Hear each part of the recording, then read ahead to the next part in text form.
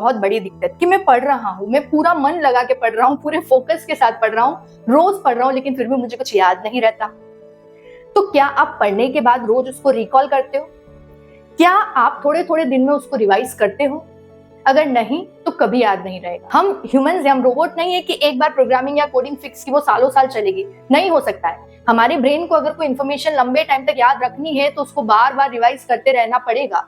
तो अगर आपको पढ़ा हुआ लंबे टाइम तक याद रखना है तो उसके दो ही सोल्यूशन है। पहला एक्टिव रिकॉल करना और दूसरा स्पेस्ड रिपीटेशन करना। आपने 1 घंटा 2 घंटा जो भी पढ़ाई की, पढ़ने के बाद बुक बंद करो और बैठकर माइंड में ही उसको एक्टिव रिकॉल करने की कोशिश करो, याद करने की कोशिश करो कि आपने पिछले 1-2 घंटे में क्या क्या पढ़ा। या फिर आप उसके शॉर्ट नोट्स बना सकते हो, या फिर आप उस पढ़ी हुई चीज को किसी को एक्सप्लेन कर सकते हो। कोई नहीं है तो खुद को एक्सप्लेन करो कि मैंने अभी इस 1-2 घंटे में क्या क्या पढ़ा।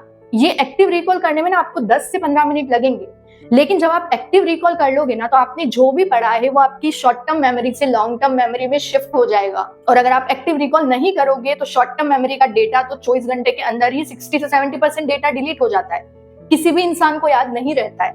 उसके बाद अगर आप चाह रहे हो कि आज आपने जो पढ़ा है वो आपको 2 महीने 3 महीने 4 महीने बाद होने वाले एग्जाम तक याद रहे, तो उसके लिए आपको करना पड़ेगा स्पेस्ड रिपीटेशन, मतलब थोड़े थोड़े दिनों में रिवीजन। जैसे आज आपने कुछ पढ़ा, ठीक है, सबसे पहले तो आपने एक्टिव रिकॉल कर लिया, तो एक बार तो वो वहीं रिवाइज हो गया। अब आप 5 दिन 6 दिन बाद उसको एक बार फिर से रिवाइज करो। देखो 2 बार रिवाइज कर लोगे तो वो आपको बहुत अच्छे से याद हो जाएगा। फिर 20 दिन 21 दिन बाद उसको फिर से रिवाइज करो।